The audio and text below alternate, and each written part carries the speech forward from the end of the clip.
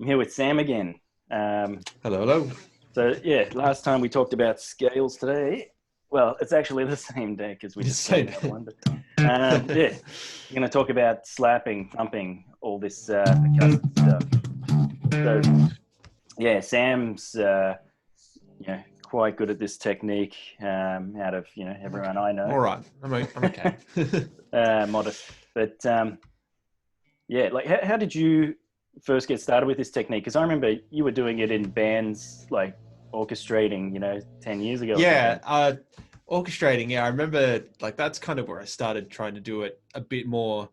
Even with that stuff, there was never really like double thumping where Okay. you got the down and the up. So But you're that just doing the was standard I slapping. was just doing the stand. Yeah. Well, I was actually I was doing a transition into thumping because there's this really good video that I found recently, just sort of um, on slap bass and how you transition from like normal slap, because with normal slap you kind of just You you're literally just bounce. slapping. Yeah, you get this Yeah. bounce and you're kind of more hitting with this little like the knuckle of your thumb. That's Yep. kind of where I've always thought of where you're aiming for. But with the thumping, because you can't slap it and then be ready to do a an up slap. So you've got to come at it at this different angle. So it's kind of like you're it's trying to find, it's like this in between of slapping it and plucking it. That's what I find. Yeah. Well, that's what you said is what I needed to hear when I first got onto this technique because uh, Yeah. when I first came across it, it was probably, I don't know, 12 or so years ago. Mm. Actually, probably like 15 years ago. Um, no, because I'm thinking it was when I was doing my Cert 4 in music. And that was like '05. So, yeah. Oh Um, Jesus. there was a bass player who was doing it. And Yeah. the first time I'd ever seen this technique, I'm like, what the hell are you doing with your thumb? And he's like, oh, just double slap. Yeah. He called It's it like double slap. And I knew how to do just the, this, mm. standard bounce kind of slap. Yeah. I didn't really do it on guitar, but I played a bit of bass as well. And so when I was on the bass, I'd always, do a bit of slap bass. Yeah. Yeah. So I saw this guy doing it. I'm like, what the hell? How? What is that? Yeah. The, It's so weird like, when you first see it. yeah. And he goes, oh, it's like slapping, but you just go through the string and do a double Mm. slap. And the impression I got was that you were doing the same motion as a slap, but you had to go through the string. And so Yeah. I tried Yeah. it for It's ages after that, and I could never get it. Like I didn't understand. mm. And then, I kind of gave up and stopped thinking about it. And then somewhere down the line, I came across Victor Wooten video and discovered, Oh yeah. that was where this guy must Yeah. have Where got he it starts from. it. Yeah. And Victor Wooten explained it a lot better.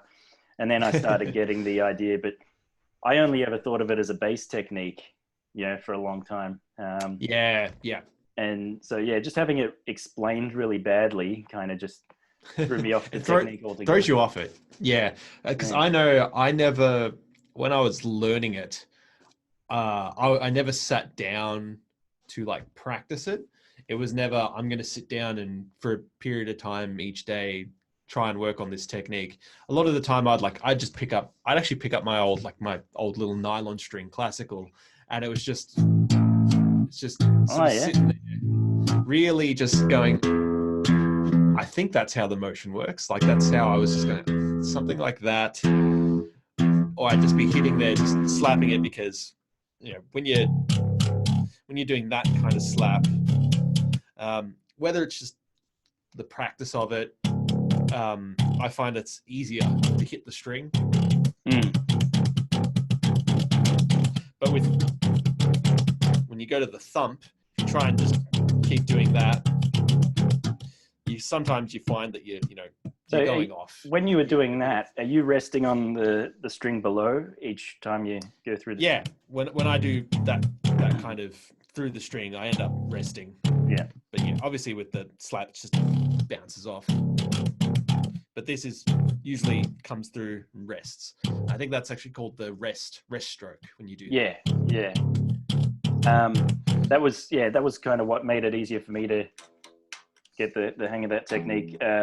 Using the string below as like a trampoline to bounce off.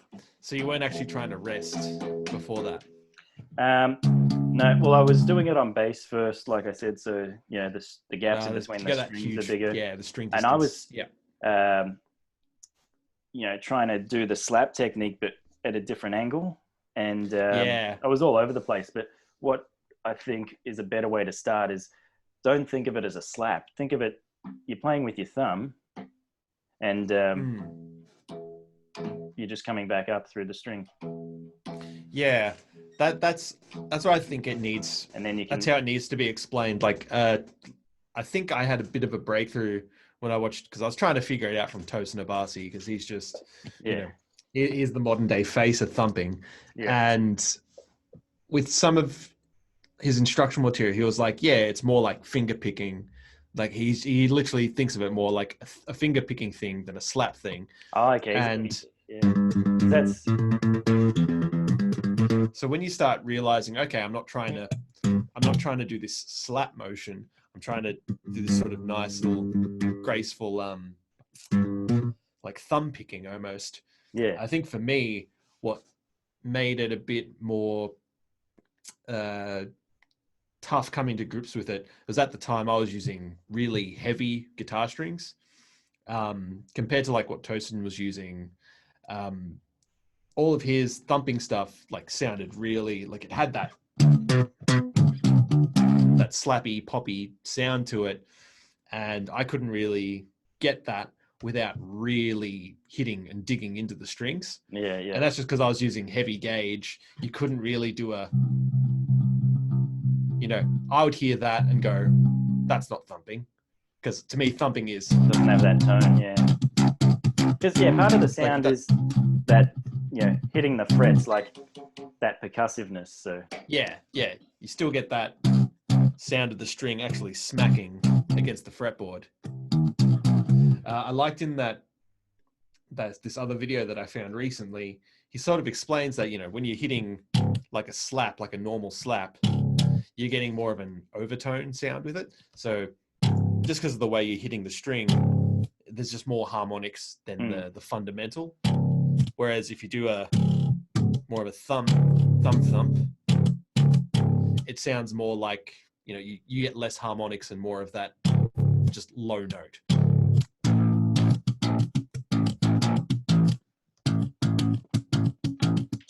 So was Tosin the first one you saw using this technique? I think so. I probably had seen some Victor Wooten stuff, or even sure Reggie Wooten does it as well on guitar. Yeah, well, I mean, Reggie's he's the OG, because as far as I know, he taught Victor. Victor's the one that's more renowned for it. But I remember seeing there's old videos. They're probably on YouTube still, of them doing a slap battle like between the brothers. Yeah, that's right. And Reggie, I actually got an instructional video of his. It's kind of recent, only like maybe 3 or 4 years ago it came out. And he goes through his technique in detail, and by the time I got that video, I'd already learned how to do it, but his approach is a bit different. So it's kind of like through the translation of Victor adopting the technique, and then he taught it to some people, and then because I think Tosin got it from his bass player from his old band, who was I think that was Wooten. Yeah. So it's all kind of linked back to Reggie Wooten, but his technique's actually different. So he kind of, in his video, the way he explains it, he hits the string, but he stays on it, and then plucks through with his thumb. So he's like,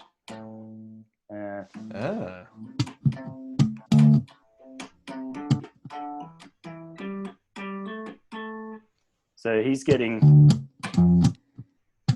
a percussive slap, and then on the up, or the the out motion he gets his note. So it's a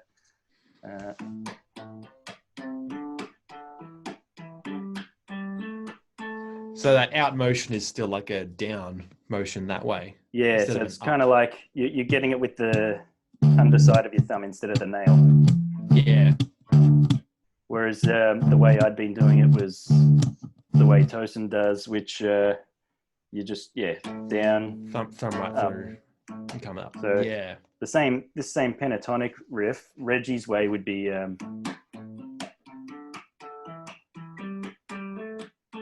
And Tosin's way would be.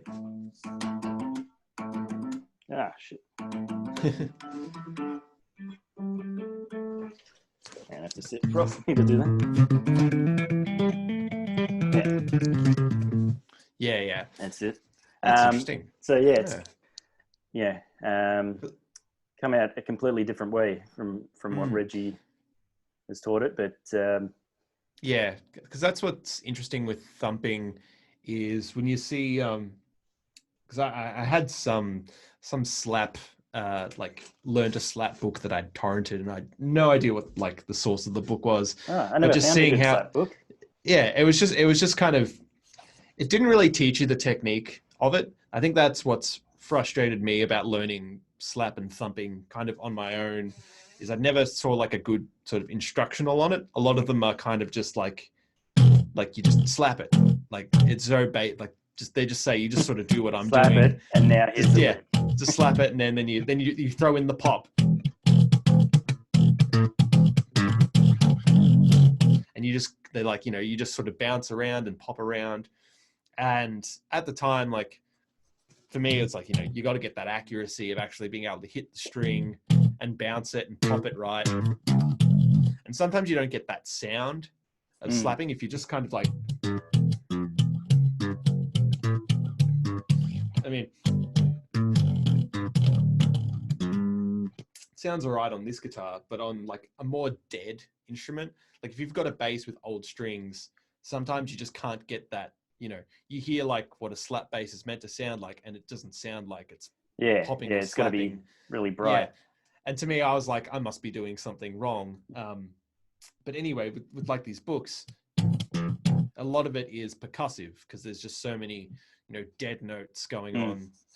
It is more of a way of playing percussively than playing melodically.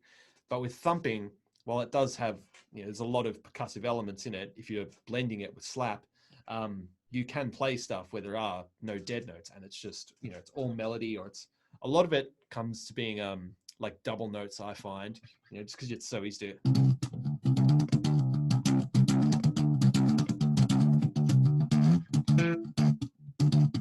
Yeah, well, or in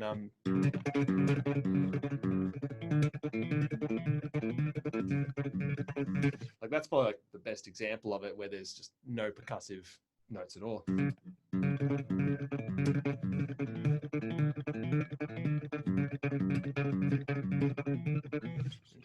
Yeah, the way Tosin uses it, mostly it's quite melodic. He does do, like, in physical education, there's those dead notes and stuff, but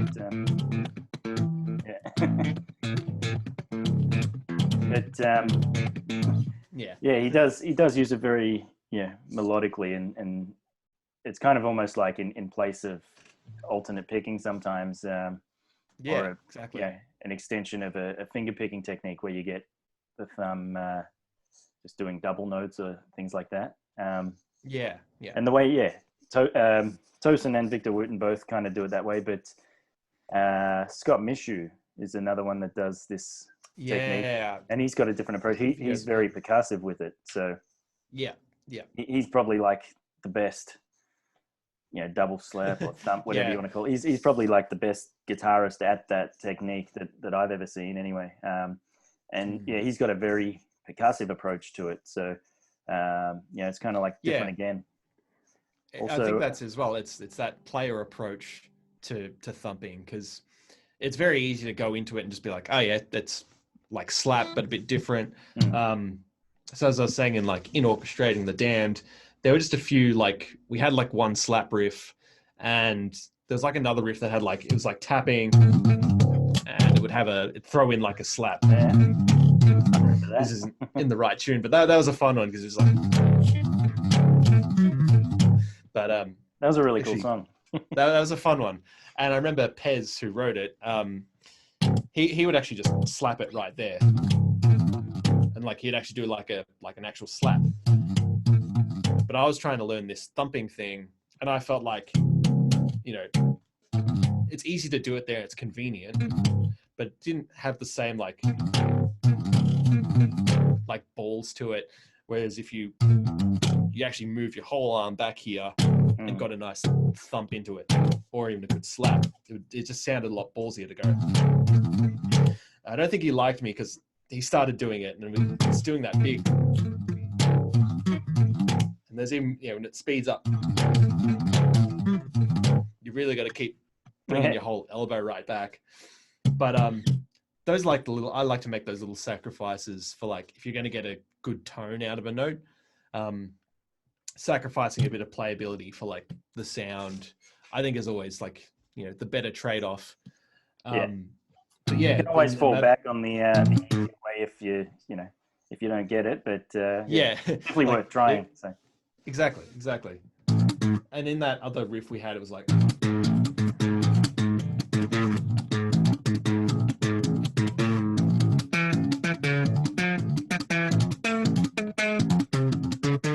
something like that. Yeah. A lot of that was just that's all coming back to me. Like that just feels like that was literally slap.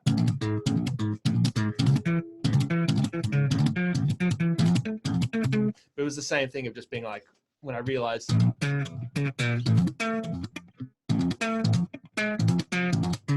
it just has that different sound to it.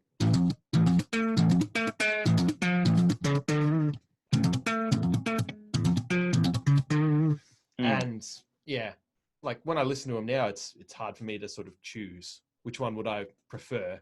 But I think I just felt at the time I was always falling back on the thump because it was more, like I found out in that video, there's more note instead of the harmonics. Yeah.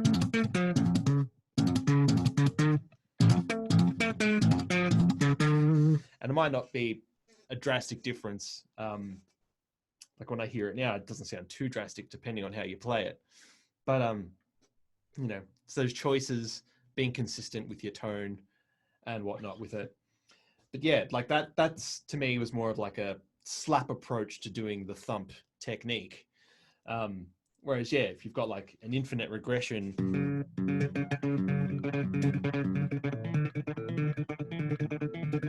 like that's way more of a finger picking approach with thumping. I think that's why I really like it so much, is you can throw in, like, you get that percussive notes when you want them, but when you don't want any percussive notes, you've still got that attack and that tone character from doing the thumping, but you can actually play more melodically. Because I really liked, I've noticed that, especially learning to play physical education, because with normal slap, you kind of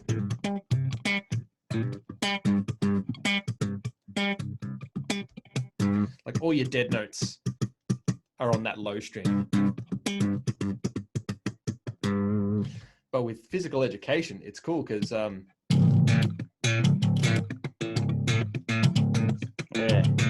plucking the dead notes in the middle. Yeah, it's doing all those dead notes with that thump technique, all on the A string.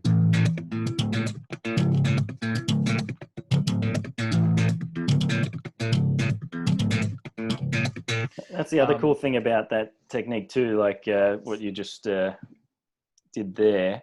You can get these tremolos happening with the thumb and the fingers, which you don't really do in classical guitar, you can tremolo with your fingers, but you don't normally put them all on the same. Don't normally do like this, And it's fun to, like, you can sort of take little shapes. You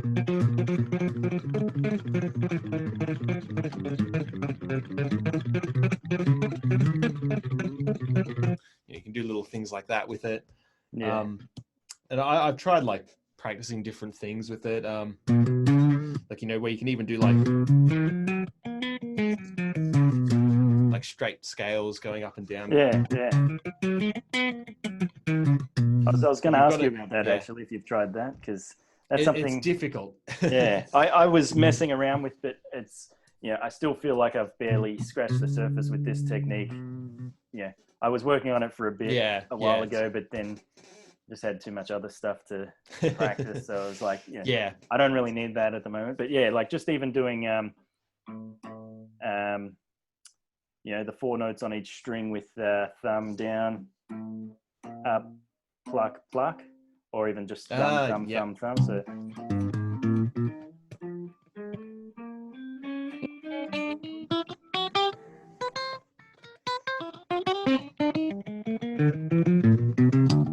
Yeah, that's a good way to do it. Yeah, it's good, more of a dexterity exercise. Yeah, because I've tried doing like scale stuff. so you're doing 3 note a string there. Yeah, Is that down, up, pluck? yeah. That's what I was just about to talk about. Is what I find you got to figure out how you're gonna you got to figure out your thumping pattern when you play it. It's kind of like Gambale sweeping. You got to have a certain. Yeah, because you probably could go like this. To me, if you're doing 3 note per string, you can just sort of do a down, down, up, pluck, down, up, pluck, down, up, pluck. So thumb down, thumb up, and then first finger pluck, and you can just keep doing it like that. But and it's tricky doing it up on the higher strings as well. Like I never, I still haven't really got the hang of the E and B. Yeah, when you're doing like slapping, a lot of the time it's on those low strings, and even when you're doing it in the middle, what I find is because you've got strings above it to rest on, it makes it a lot easier. But when you're trying to do it like right on the high E string, that's very tricky, just because you don't have anywhere to rest. And I think that happens in that physical education riff, the crazier one that goes on later, where it's right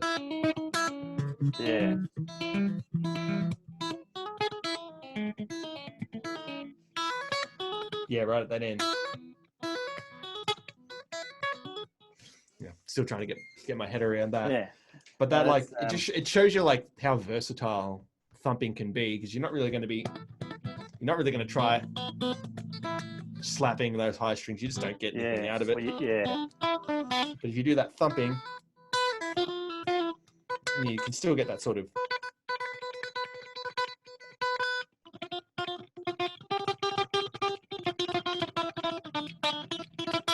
it's trickier. That's what I'm learning it on bass. Like I can't really do thumping that well on bass, because it's the same thing. The strings are so much thicker. The string spacing is wider. It's funny. I was doing it on bass first, and that's how I learned it. But then I did it, on guitar, and started doing it for years on guitar, and now I can't do it on bass anymore. I'm too used to the small string gaps, and it's just because it's just where you think your thumb goes to rest like straight away after you come through the string. On the bass though, it's like you've gone through and you're like, where do I land?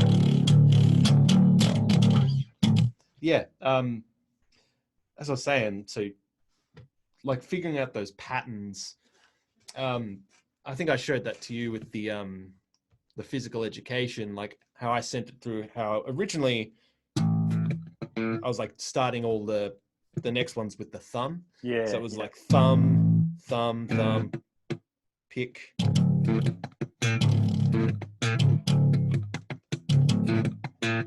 And so there'd be times where I'm like, it's 2 thumbs, 2 plucks. Or there's times where it's 2 thumbs and 3 plucks.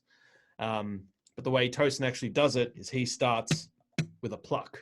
So he's not actually using his ring finger at all. It's got that, so it's pluck, thumb, thumb, pluck, pluck. And I would have assumed it if I only listened, I would have gone thumb first too, like that. But I had that was really interesting to see him do that. How he's basically always got his index finger there ready to go with that. And it actually makes the riff a lot easier to play that way, because then you don't have to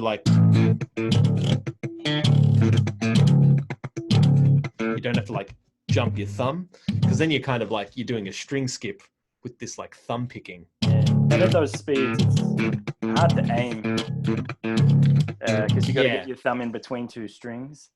And that's right. Yeah. So that's like another point. One difficulty I had with this technique, and I still do sometimes when I'm jumping around different strings a lot with my thumb, is aiming it, because I'm only going to get on the guitar here. When I'm picking, I've got my hand on the strings and I can feel my way through the strings quite easily. But you're not touching the body of the guitar at all, are you there? Or? I think I sort of do. But when you're doing the slap, I mean? When you're doing this. Yeah, I've got that little bit of a rest, just like there. But this part's all kind of floating. Yeah, that part's all floating. Yeah. Yeah. That's another thing I've grappled with is muting, like, because I'll mute with the back of my hand if I'm picking. So if I'm playing like up here, all this down here is muted with that edge of my palm there. And then when it comes to like doing the thumping stuff, like there's nothing. I don't know if you can see that. So it's all exposed. It's all exposed. And I find for me, like I've had to strengthen my left hand muting that way. Like that's got to you don't have the right hand compensating for that anymore. But as well as, because when I've seen Tosin do it, he'll, like there's that lesson he does on that. And you can see his hand is just like hovering so far away from the strings, and it's very clean still. Like there's no other notes ringing out. So his left hand muting's got to be phenomenal. Yeah. But for me, I still need to like mix in a bit of the muting.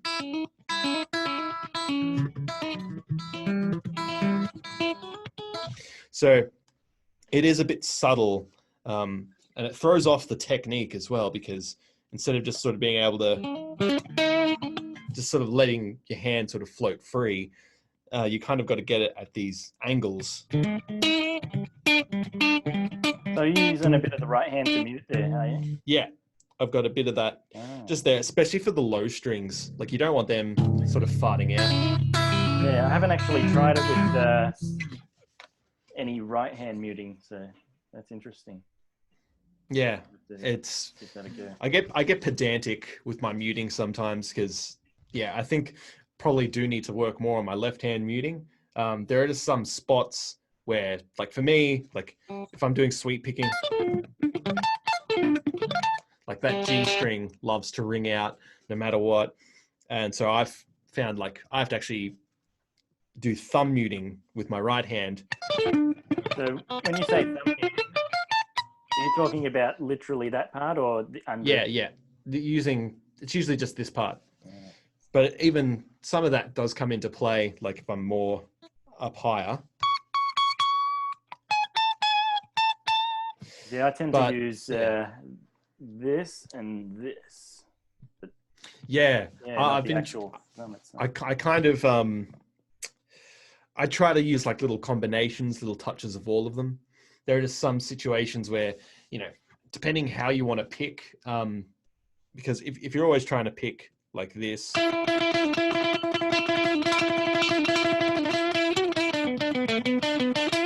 and always keeping that there, muting, your hand's always got to be at this sort of angle when you're doing it. Yeah.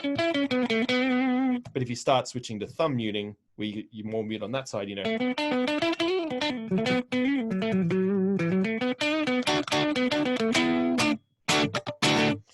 you've just got more leverage. And for me, that's more stuff like if I do chords with like a lot of muted notes in them, I don't really want to like be trying to mute too much, because that sort of kills the pick attack. It's whereas all, when you can just all in the left hand. But there are some songs with one of my old bands. To play those parts, it was like.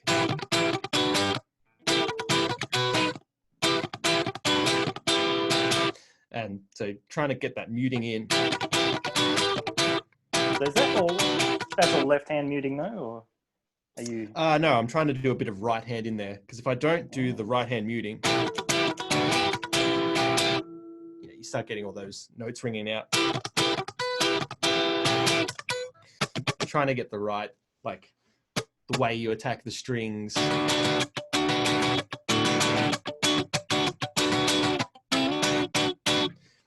Yeah.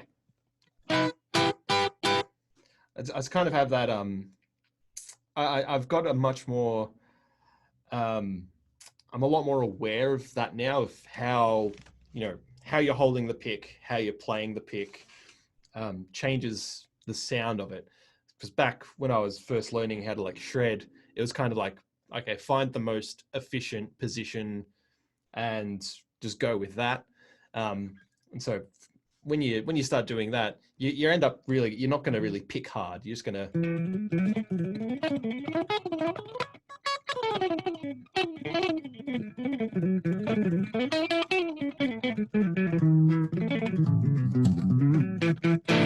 Like you're not really going to have much dynamic if you're just trying to pick as fast as you can. But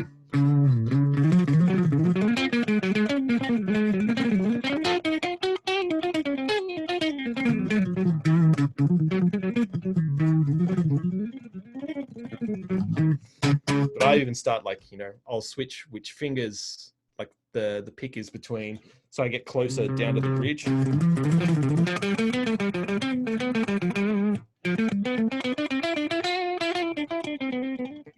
Yeah, you were showing me that a bit last time we jammed. Actually, you were starting to hold the pick with this finger now, weren't you? Yeah, That's a more recent thing. It's a more recent thing. I noticed it one time when I was playing with an amp and like I was using a tube screamer to like tighten up the sound of it. Yeah. And I found like I got a similar effect when I went from holding it on my first finger and my pick was all the way here. And I started holding it between these two and it just came back right here. Oh, okay. You can probably kind of hear that if you're playing all the way back here. Versus it's just a bit more so it was aggression, kind of a tone thing. That's where it really stemmed from. It was less of trying to find a picking technique to be able to play something or for playability reasons. It was, I want to get a better sound, with the pick and where I'm playing it and how I'm attacking the string. Yeah, that's very different from. There's just that tightness and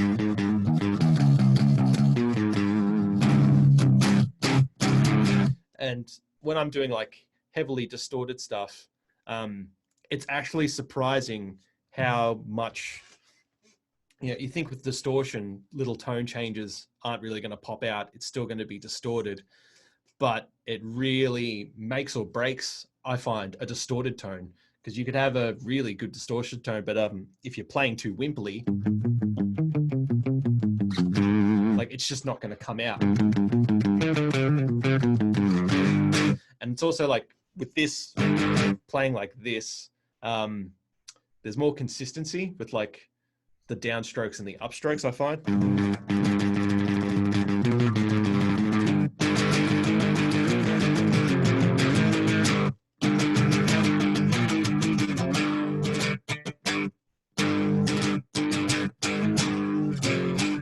Yeah, just little differences. Yeah, and like I noticed a huge difference when I changed picks. I was using Jazz 3s for like the longest time, and when I was tracking a album, Luke and I were playing the same guitar, the same amp, and we were getting different tones, and he was using the I don't actually have any here.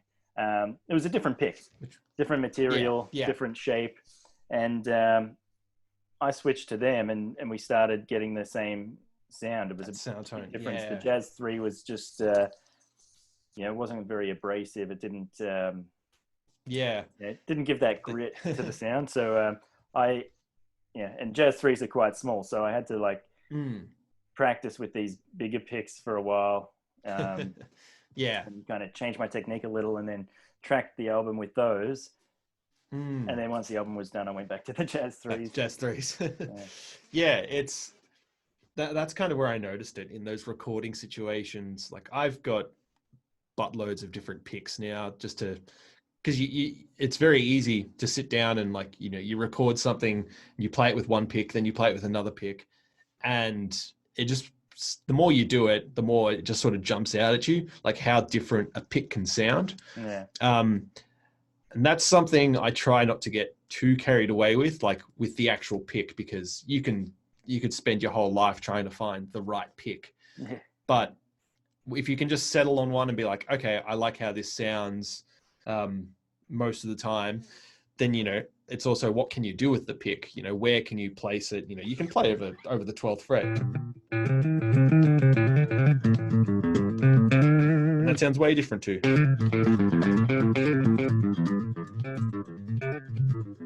Yeah, you pretty much lose all the overtones there. You just get you just get that fundamental. And then back here,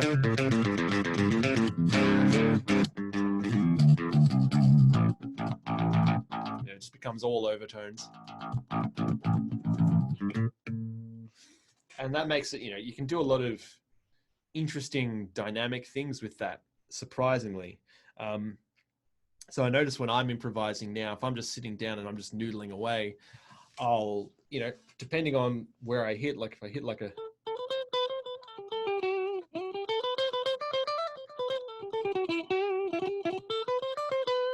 bit that just feels like it needs to be soft, and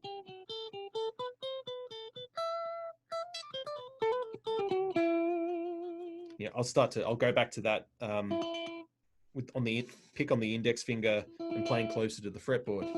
But if I feel like it needs that more aggressive sound, I'll go onto the second finger and play closer to the bridge.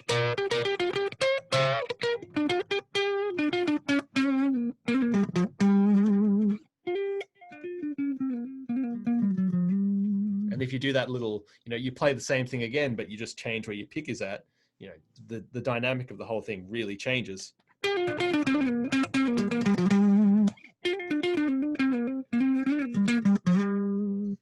Yeah, absolutely. You can get so many different sounds without changing anything except for where your hand is. Exactly. And this, especially for like, if you're just doing distorted stuff, and, that's usually the hardest thing with a good distorted sound is the low end, because if you don't have a tube screamer or something, it can really just the low end can just really fart around. Like playing closer to the neck, that just sounds very boomy. It doesn't sound aggressive, but you start coming back here, probably be better on the bridge.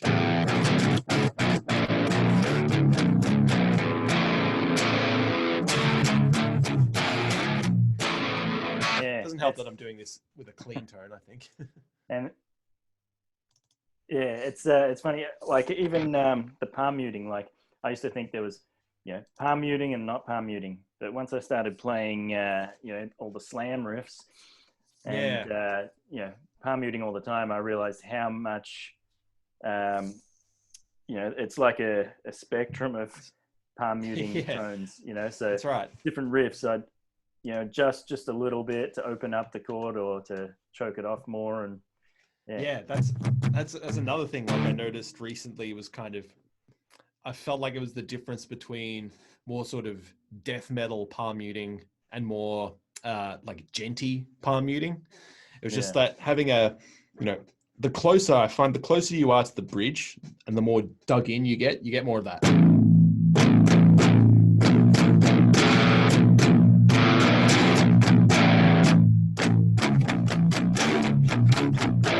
it's a lot more low end coming through when you do that. Whereas if it's more of a lighter palm mute, but up higher.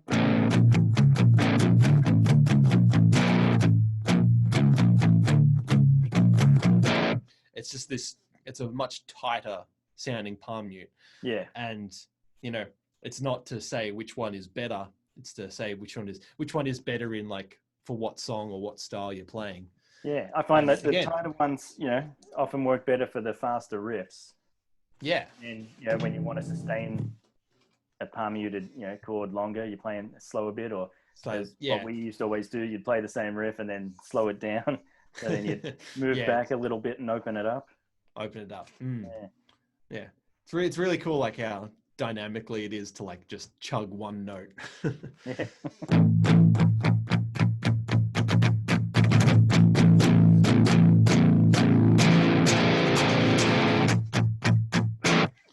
There's a lot you can actually do with that. Yeah, I mean, there's bands based on that, you know, single concept. That's right. Yeah, absolutely. All right, man. Well, I'm gonna have to leave it there for today. Yeah, not a problem. That's been awesome. Thanks for good chats. Yeah, thanks for teaching me all that stuff. You're welcome. All right. Thanks for teaching me Caged. No worries. To know now.